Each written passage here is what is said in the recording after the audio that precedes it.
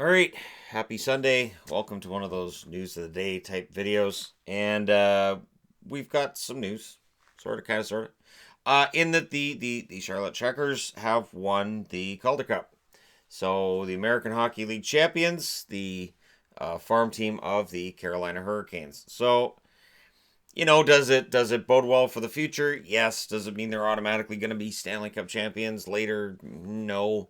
But it does bode well when you've got guys who've gone through this grind at the American Hockey League level. When they get up to the NHL, they kind of have some familiarity with what it takes to get through 4 rounds of hockey. So, there's that.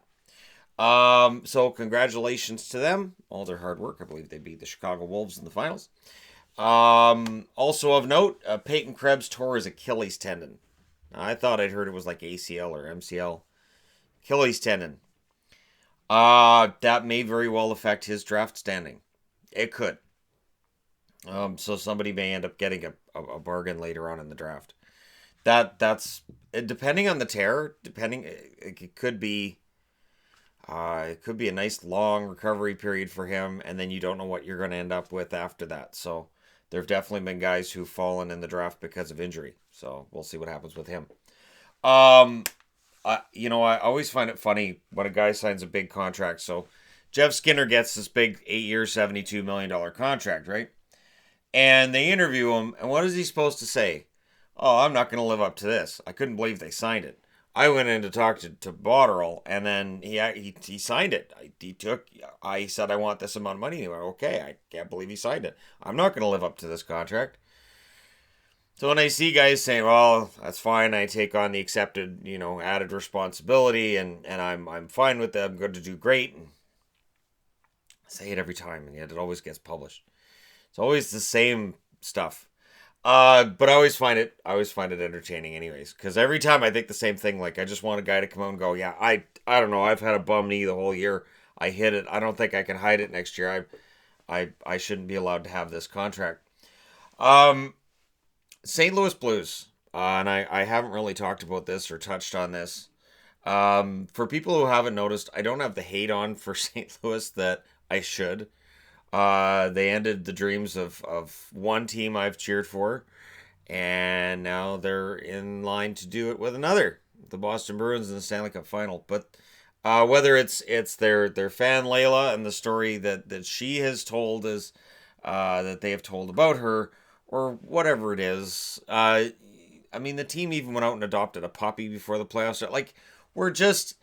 There's so many feel-good stories with St. Louis, and now Robert Thomas is back in the lineup, which might make people feel a little bit better about Barbashev being out. There's so many feel-good stories with the St. Louis Blues, with where they were at and with where they are now. And it has this whole team of destiny thing written on it, and I don't like to say that because I don't really believe in that, but there's so many stories to this, so many different angles to take, and I'm sure there could be a really good Hollywood movie played about it. But it is hard for me not to notice all of that other stuff and say, you know what, it would be a pretty nice story if the Blues finally won a Stanley Cup. All those long-suffering fans finally seeing a championship. But that's the cart and the horse thing, and you don't want to put the cart before the horse. Rumors that Corey Perry's going to be moved or bought out. Yeah, I guess they watched him last year. Perry's game is not what it was. If he gets bought out, somebody will bring him in on a tryout. And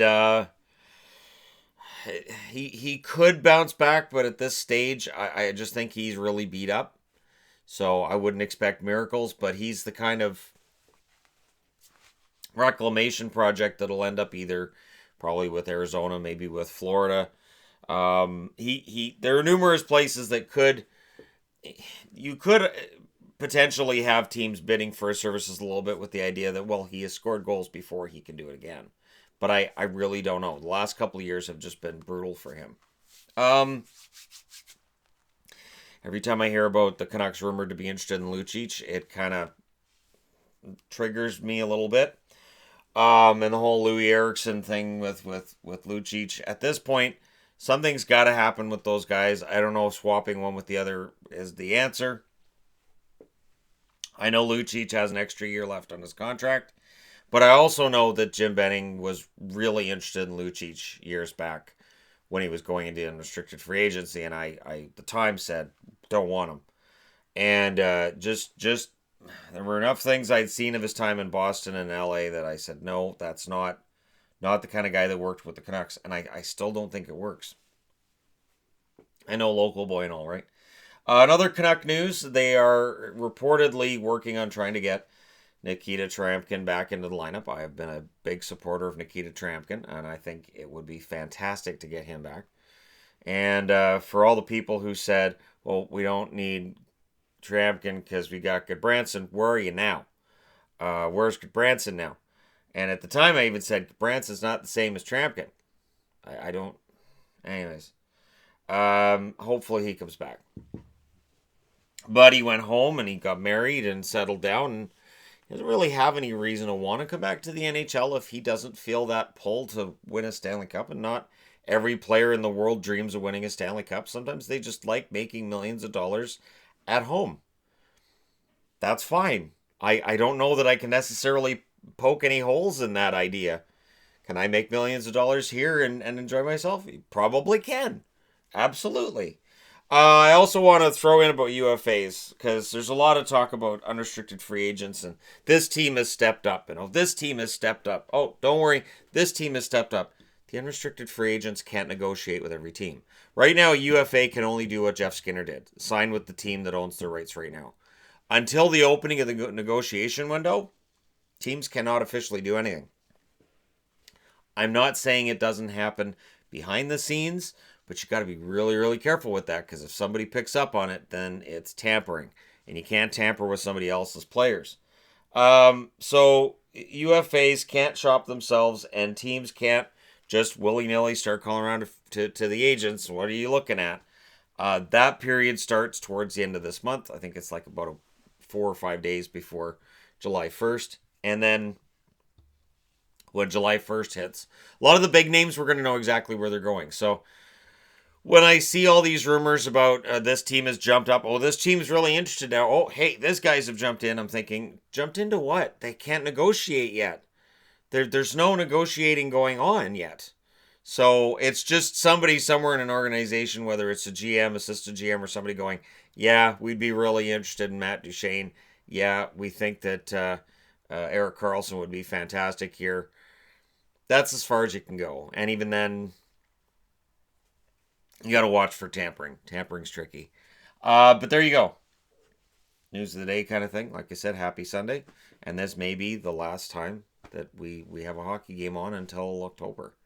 But there will always be content on this channel. That's kind of how this works. Thank you guys so much for watching and for all your support. Don't forget to hit like and subscribe if you're browsing your way through. You're just tapping upon this video and on any of these topics. You can let me know what you guys think in the comment section below. We're going to see buyouts start in 6 days. June 15th, buyout period starts.